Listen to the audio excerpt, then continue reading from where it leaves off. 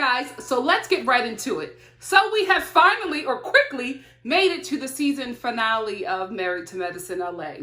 One thing I want to note is that we are now on season 2 of this series, I guess, this reality TV show. And we have only received 8 episodes per season. So is this a pilot? Like, is this a pilot redo? Normally a full season, especially for Bravo, is anywhere from 16 to 21 or 22 seasons. For some reason, Married to Medicine LA continues to get 8 episodes. And I just feel like it's a cheat for them and it's a cheat for the viewers because you really can't find your groove with this cast, because as soon as you start to find some kind of groove or start to get an idea of who these characters are, the season's over. So it's Christmas time, and I guess the ladies are going to wrap up this season with a Christmas party at Jasmine's place. We open up with Shanique going to visit Jasmine, her bestie, the Bobbsey twins. And when she goes to visit her, Jasmine, I think they exchange gifts, and Jasmine gives her a gift by way of Bravo, which is a sit-down meeting with, why do I want to call him Anton? Jonathan? Something. One of them realtors from Hollywood Listings. I don't know nothing. Wait a minute. What? I want to call him Anton. What is his name? Josh Altman. He's one of the main characters on the show. $1 Million Listings LA. Can I tell you, I cannot wait for $1 Million Listings LA and $1 Million Listings, especially New York, to come back, because baby, this pandemic is drama for realtors. I mean, you can't write a better script. Sad to say, you know what I mean? This is going to be very good TV. So I don't know how they're going to do it, because I know New York still has not even went into phase 2. So I don't know if they're going to be filming, if they're going to be doing, their own filming, which I hate, because can we just be real? These people are reality TV stars and that's it. No shade, no shade, no shade. They don't know how to work any kind of video camera or camera phone, whatever they're using. Some of them confessionals look like they're using pagers. It's just really poor quality. It really, really is. So I hope Bravo has figured out something in the midst of this pandemic, something with better quality to help, their cast film while, this is all going on, because I know for New York, they are not open yet. I don't think they've even reached phase 3. And I know someone who was traveling there who had to be quarantined for 4 days, got a whole message. Like at the airport, they stop you, get all your information, like especially if you're flying in from, red states. And I don't mean red states politically. I mean red states hot with COVID. That you have to go through something like really strict at the airport before you can even, leave, to go explore New York City. So I don't know. I don't know how that's going to go for the $1 Million Listings cast, but I hope that they are not missing this content. This is some good content. These realtors, because they live paycheck to paycheck, to be quite honest with you. They live such big lives because they have to be lavish so that they can attract, wealthy, buyers. So they have to keep up this facade, a lot of them, and a lot of them are not making that kind of money, because when they do make it, they're spending it vicariously, except for Steve. I think that Steve is probably the one, because he looks like he lives within his means. I think he does a little extra stuff sometimes, but I think that extra stuff is being paid for by Bravo. So I don't know. I want to see how these realtors are doing during this pandemic. Very interesting TV. I just hope that if we do see it, it's better quality than what we have been getting from them housewives. Them housewives confessionals are trash. Anyway, Jasmine gives Shanique a sit-down meeting with Josh Altman, and Shanique starts all this crying, and she thinks that it's a beautiful gift. I think it's a great gift as well. You know what I mean? This is something that she really wants to do. She wants to be, a wealthy realtor out here in LA. And I think it's a very sweet gift. But it wasn't lost on me that that gift was given to her through Jasmine by way of Bravo. Because what now happens is Josh Altman and $1 Million Listings LA, who you have not been thinking about, is now on this show. It gives some exposure from $1 Million Listings to, Married to Medicine LA. I keep on trying to call them, or not trying to call them, Medicine Wives. So forgive me if I struggle with that a bit. But anyway, it's just like a crossover for their cast. But I think Shanique really thought that Jasmine got that for her. Oh well. The beauty is in the ignorance. I actually went through that before with a friend. One of my former. We grew apart. Anyway, She was really, really sick, and she does like a lot for her birthday. And this particular year, she could not do anything for her birthday because she was so sick. And while she was healing and getting better, like when she was able to like, just be around people and, just celebrate a bit, I got our girlfriends together and had a really small, intimate surprise birthday party for her at our home that we were sharing. And the whole night, she was just like crying and thanking her boyfriend for putting it together. And we, like the girlfriends who put it together, was looking at each other like, like we didn't want to say anything because she was just like on cloud 9 thinking that this man did all this for her, not knowing that I reached out to the boyfriend and I was like, oh, are you doing anything for her? Because if not, we'll do something. He was like, no, I don't have nothing planned. And I was just like, later, he was like, nah, go ahead, do the girls thing. Didn't say I'm gonna send y'all anything. Didn't ask to help. He was just like, no, I'm not doing it. Click. She married him, by the way. Anyway, so the whole night she was just going off about how amazing her boyfriend is and how she's so glad that, God sent her this amazing man. And then like towards the end of the night, one of my friends was like, she had had enough. She had enough of the boyfriend praise. And she was just like, she drank her little mocktail and she sipped it and she was just like, let me give you props. Nikki did all of this, right? I was like, oh. I jumped up and I was like, who wants to do karaoke? And it like changed the whole mood of the night because baby, it was dead silence after she said that. And I was like, this party is about to go somewhere it shouldn't. I said all that to say, it is rude to take credit for gifts that you did not give. Stay woke, Shanique. Let's talk about Imani because I felt like this scene was just the wrap up for her, just to show us where she is and what she has experienced this entire time. And I honestly feel like her mother is her therapist. What mother isn't, right? But the way it's always shot with these two, it's like Imani is on the couch and her mother is on is that a love seat? What is that called? An accent chair. And she's just sitting there calmly talking to her. And Imani is just, her heart is bleeding. She's giving everything out. Sometimes she cries. Sometimes, she goes back and forth. But every time she talks to her, she gets something out of it. I just noticed that. I was thinking back to all of their scenes and I was just like, it's always set up with her and her mother. Like she is in a therapist's office. And honestly, for them, it's very accurate. I wonder if her mother is a therapist as well.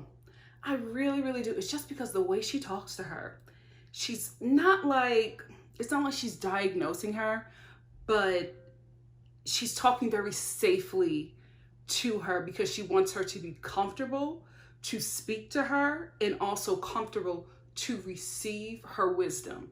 It's really beautiful if you think about how their scenes are set up and just the wisdom that her mother gives her. Speaking of Imani's mother, this conversation with Idris, I was like, I don't know, right? Because I ain't got no kids. So that's what I'm saying. I'm gonna preface this with, I don't know, because I'm not a mama. But I did feel like at some point, they could have let him go, go play and be a kid and not sit in on this conversation about the divorce and about dildos. And then the baby was just like, can we get one of the dildos and hang it from the Christmas tree? I was just like, listen, I ain't no prude. I'm pretty progressive, but I was just like, I don't know. I don't know if I want my 10-year-old asking me if they can hang dildos from the Christmas tree and I'm chill with it. And I say something like, oh, later when he asked to see the dildo. I don't know. That conversation just took me back. And I was like, oh, the baby should have left at some point. What do you guys think? Let's talk about it in the comments section. So we see Shanique finally get to use her gift that Jasmine and Bravo gave her, which is the sit down with Josh Altman. Like I said before, this is just like a crossover episode. It allows you to see all the characters, or at least some of the characters that Bravo has on this show, and like just advertise and plug for both shows. It's basically just a commercial for both shows. It's a commercial for $1 Million Listings on Married to Medicine LA, and it's a commercial for Married to Millionaires. Well, they are, except for Imani. Anyway, Married to Medicine LA, it's a commercial for them for the, $1 Million Listings folks. So it's always smart to do that. It really, really is, because you allow the audience to see who you have on the roster. And maybe somebody watching Married to Medicine will watch this and be like, oh my goodness, this Josh guy really knows what he's talking about. What show is he on? And then, it's called advertising. Anyway, Josh gave her some great advice.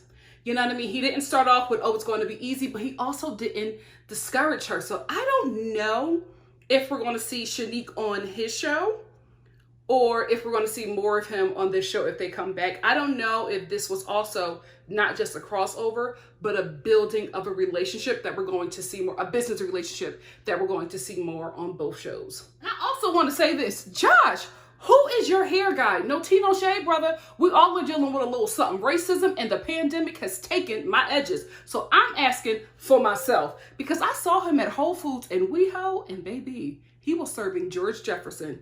So when I saw him with all this hair on this show, I was like, oh, money well spent. Share the wealth, bro.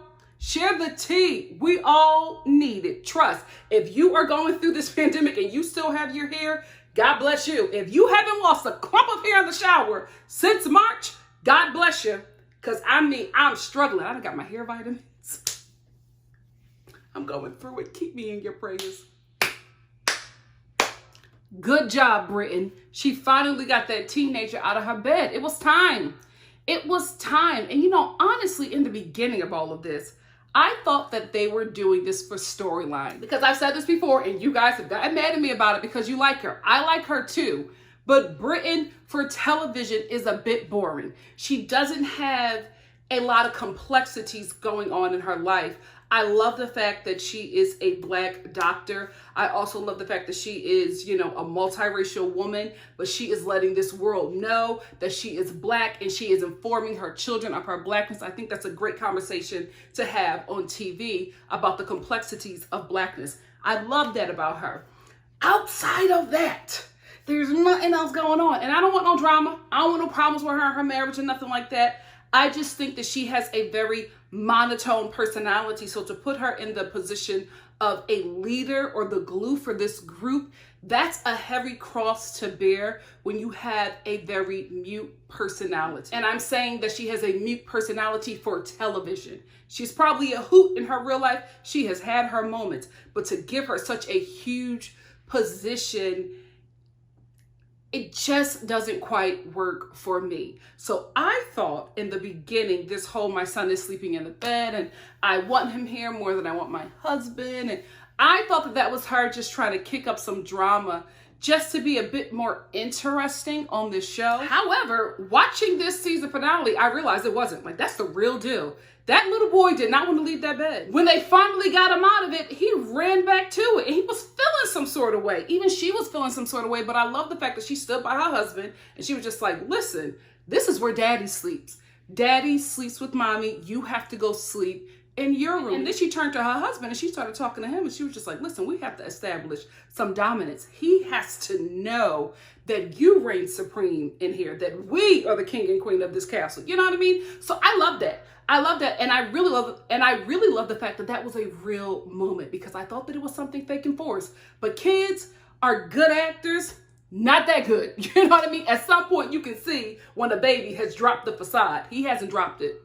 He was real, like, not upset, but he was disappointed. That's his space next to his mom. And that boy loves his mom. He is very territorial over his mom. I love it. It's cute. It's adorable. But it was time for that baby to go to his own bed. And another part that I loved with this couple.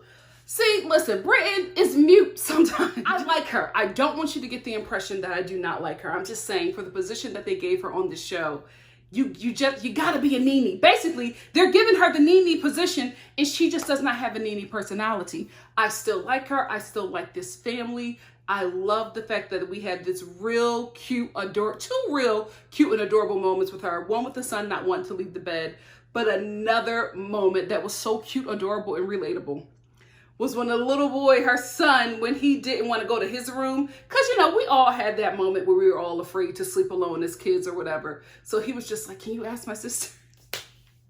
So So the sister, Miss Preteen, they walk in on her room and she, on her phone, Miss Preteen, and the little boy's just like, oh, can I stay here? And the parents are asking for him as well. Because we all know that if the parents didn't ask with him, he will be sleeping in his room right now. So anyway, they ask her if he could stay in the room. And she's like, yeah, but he can only sleep on the top bunk. Like, didn't come up, didn't address anybody. Like, she was all about her phone and whatever little preteen gossiping she was doing. She was just like, yeah, he can stay here, but sleep on the top bunk. And he ran up on the top bunk. And I was just like, oh, this is cute. Like, I like them.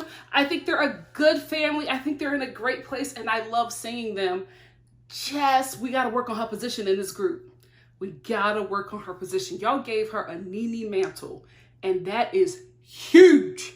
That is a huge cross to bear. Not anybody can do that, as we have seen on several of these shows. Since we're here on Britain, let's talk about the confessionals. I don't know what happened. I don't know if this is like these confessionals are coming after the pandemic.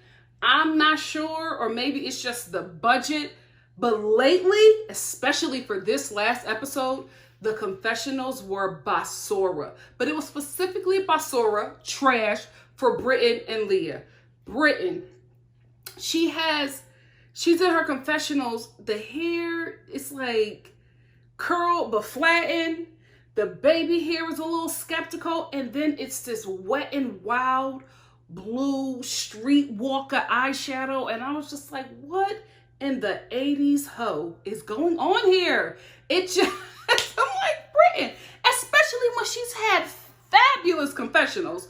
This blue eyeshadow look, I was like, what is going on? Did they have to wait to film their confessionals, just her and Leah? Because Leah's confessional was trash as well. It is her lighting is terrible. It's the confessional where she's in that beautiful pink dress. It's a shame she wasted that beautiful dress on this terrible confessional. But she's in this beautiful pink dress with, I think she has box braids and they're pulled to the back. And for some reason, the lighting just erases her hairline. And then it's just like spots of light on her face. And they're like highlighting, skin imperfections. Not like that's a bad thing, but the skin imperfections that we are seeing, I don't think that Leah has that many. You know what I mean? Like, she looked like she had went through it. You know what I mean? Because let's talk about it. Kenya got some skin issues. You will never know. You will never know unless you run up on her in public. But when she is filming her confessionals, baby, please. And I was looking at Leah's confessionals like, do you have a skin issue or is your lighting just that bad? Let me tell you something. Lighting black people is a science. You got to know what you need to know to get the job done right. Annie Annie from Vogue is learning that today. I don't know if it was just her doing it. I don't know if, the budget just made them look so like they didn't have what they needed to have to light her properly, or if they filmed, her confessional on a pager. I don't know what it was, but it was terrible. It was really terrible compared to the other confessionals that we have seen the rest of the season. I'm like, why are y'all giving us these trash confessionals on the season finale? The season finale. What's going on with the editing here? Can we just stop right here for a second and talk about how the editing on this show is really bad? It's really bad. Bravo normally has outstanding editing. So I just don't understand what's going on with Married to Medicine LA. Maybe they need a new production company. They need the production company that does all the TLC 90 Day Fiancé shows. That production company will give you a show. That's what they need. Because something ain't right here. The editing was off. The season started off with some drama. It dropped. We never revisited. We never got any conclusions. Imani, her journey this season was very choppy. The editing is really off. The editing and lighting. Something is up. Something is up. And I feel like these women keep on getting done dirty. And it's probably the production company. What y'all think? Let's talk about it. Shanique, also known as Betty Boop, also known as the weird one to me. I like her though. I liked her more this season than I did last season. I think last season she was just trying to make drama that wasn't there because she wanted to get another season. Like, she was doing her job, right? It just came off as her being a bully. It just didn't look right because nobody was fighting back with her. Homegirl was causing all this drama, cussing everybody out, and just looked like a bully because nobody will participate with her. This season, she started some mess, but at least she had Jasmine. I don't know. It just, the drama that she was trying to attempt this season was a little bit more palatable than what she was serving on the first season. So I have grown to like her. I have grown to really like her husband, who again, was not likable last season. I don't know if production told him or maybe he got the feedback from the audience, but this season he was really funny. He had a lot of wisdom.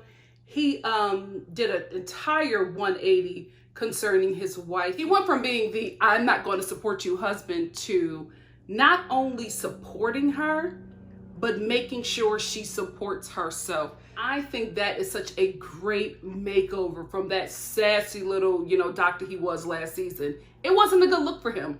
This season, bravo. Bravo. That leads me to this. I love the way he supported her in this final episode in this season finale. I love how when she finally said to him, I had a great meeting with Josh and it put a lot of things into perspective for me. I have now decided that I am going to take my severance or whatever bonus that she gets from her job and pursue her dream of being a realtor in LA. And the way she said it, he was just like, no, no, no, no, no. I need you to say it again. I need you to say it louder and I need you to believe it. That is who you are supposed to be or how you are supposed to support your partner. I loved that scene in their car. It was just so beautiful because as a woman, you are not encouraged to win. You are always set up to believe that you will always be second and you will always be behind. So to have someone who is her life partner support her like that was just beautiful. I really love that from them. And I hope if they get another season, that we see more of that from that couple, because we really need to see powerful men or men in positions of some kind of wealth or in a very prestigious job, which is a doctor, something that holds a lot of esteem. We really need to see them supporting their wives who are being told or who society makes us believe should be at home taking care of the kids because he's out being a lifesaver. Like doctors and all those kind of like high esteemed jobs. A lot of times their partners are not even like secondary. They're not even thought about, because you have this person who is in this position that everybody's just like, oh my goodness, you're the closest thing to God. You save lives. You're amazing. Ain't nobody checking for the partner. So to have him support her the way she has supported him to be able to get where he is, I love that. And I want to see more of that because we should see more doctors, more Black doctors putting their Black wives on a pedestal. I want to see it. As a Black woman, I want to see it. Let's talk about this holiday party with the mystery husband. The way Jasmine hypes up herself, her life, her husband, living in BH and being so fabulous and amazing and saying how amazing and fabulous this party was going to be.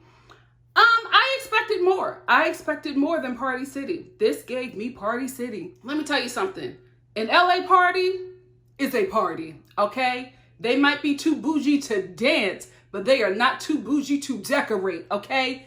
They decorate the hell out of their Hollywood Hills homes. You walk into some of these homes and you're just like, where are we? What in the Aladdin wedding is going on here? Especially for the elite decorating, decor, all of that is really huge out here. So I just expected a winter wonderland and I didn't get it. I didn't get it, especially from her. The way she talks about herself, I was expecting her to pull the Lisa Vanderpump because you know how Lisa decorates for her parties. Girl. So I was expecting something like that. And when we saw her party, I was just like,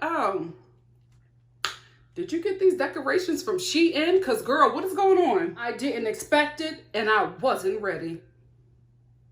Especially that Mariah Carey impersonator. I was just like, who is this? Mariah Carey, this is George Lopez in a wig. What are you doing? So basically this episode, this season finale, this season 2 of Married to Medicine LA wraps up with the ladies trying to see Jasmine's husband, but Jasmine is lying and saying that this man is asleep. It's a whole party going on in your home and you're sleeping through it. Okay. Are you 6 months old? Like, what's going on here, sir? Not buying it. The man does not want to film. The man does not want to film. And I think instead of saying that, she just keeps on making excuses because maybe there's a clause in a contract where the partner has to film. I don't know, but I will say this. This was a very lackluster season finale to an extremely lackluster season. And I honestly feel bad for these casts of women because I think they could give us a good show if they had a good team. I don't think the team is good. I don't think that they're working with the right people to be able to give the results that is needed for Married to Medicine LA. I don't know if the same people are doing who do Married to Medicine, the first one, are doing Married to Medicine LA. I don't know. I think there's some drama going on with them right now with, I think, Mariah and something messy is going on. I don't do the mess. I watch, but I don't talk about it. There are drama channels for that. I ain't drama. I perform drama. I don't live it or talk about it. So I don't know what's really happening there, but I think that there's something missing with this cast. Is it the same? Is it the same production company? Because why is this the result? Something is going on here. I think that the girls do better off with, like I said, a 90 Day Fiance kind of production company. Whoever does that. Is this Sharp Entertainment? Yeah, maybe Sharp Entertainment. I think they might do a bit better with this cast of women. If they can't get a new production company, then they have to shake up the cast. I like Kendra. I thought she was a great new addition. I liked her journey. I like her husband. I like that story. I also think we could have dug a little bit deeper into the fact that she wants to get to work and the husband is really against that. Not to have them have any problems, but those conversations are necessary because a lot of working women, a lot of working moms go through that on a daily basis, which is why I'm just like, it has to be the production company because the story was right there. We just never really dug into it. So I like Kendra. I would love for her to come back next season. I like Britton. I would love for her to come back next season, just not in the role that she is in. Imani, can Shanique do it? No, Imani needs to be in that role.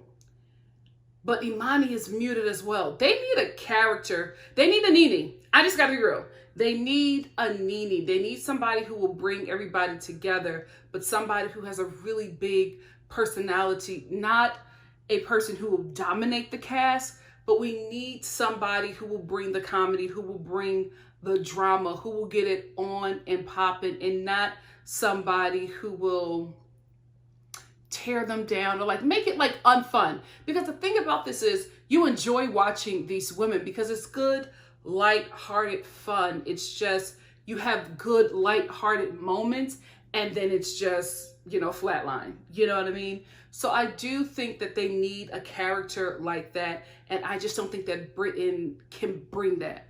I would love for her to come back. I think her story is interesting as well. I really do like all the ladies. I love Shanique and her husband. I love that those two are just in love like they, like the first day they were when they met. You know what I mean? They are just this tiny, adorable, freaky little couple. And I like them. You need people like that. The husband is really good with the men as well. Who I wouldn't want to come back. Oh, I hate to say this, but Jasmine can't come back if she's not going to show her husband. It's called Married to Medicine. Why are you on the show? You're married to medicine, but we don't see the doctor. He's the whole reason why you booked this job in the first place, and we don't see him. We do not see this man, and if she's not going to show him, I'm not going to watch a season with the women talking about her not showing him. Who wants to see that? We didn't like it the first season. We didn't like it the second season. We're not going to deal with it for a third season if they, get that. So that would be my only person not to come back. I didn't see enough of Leah to really make out if this was a character whose journey I would want to follow, because halfway through the season, I realized that she was a main cast member. I thought she was a friend of the show. So it was just really confusing how this whole thing was done. And I think they got something good. I just think they're missing the mark somewhere. I think everybody can come back. Maybe give Leah the Nene role. You know what I mean? She seems like she'll take risks. She jumped in that bubble and bust her head, you know, just to give us something. Just to give us something to watch and talk about. She will do what she needs to do. So maybe she needs to be in the needy position, but something has got to change. Something has got to change. I will say this, though. Although this wasn't a great season, I think a majority of that is on the fault of Bravo. Because again, 8 episodes. These women are not given a full season. We really can't grasp them because it's done. Like how I didn't know that Leah was a main cast member until, you know, halfway through the 8 episode season. But she wasn't in a lot of stuff until just recently. And it was just like, she was in an episode. It was brief. So you just couldn't quite, you just don't have enough time in 8 episodes to really get to know these people, because you think, oh, they have an hour-long episode, but that episode is chopped up with commercials. You know what I mean? They have to give us a storyline in every episode. So it's just, I don't think they were set up to win. I'm glad they were able to come back, but I think they need to be given more. And I think they need to be given as many times as they can to get it right. Here is why. Summer House is still on this damn network. Summer House is given like 18 episodes and a reunion. Summer House.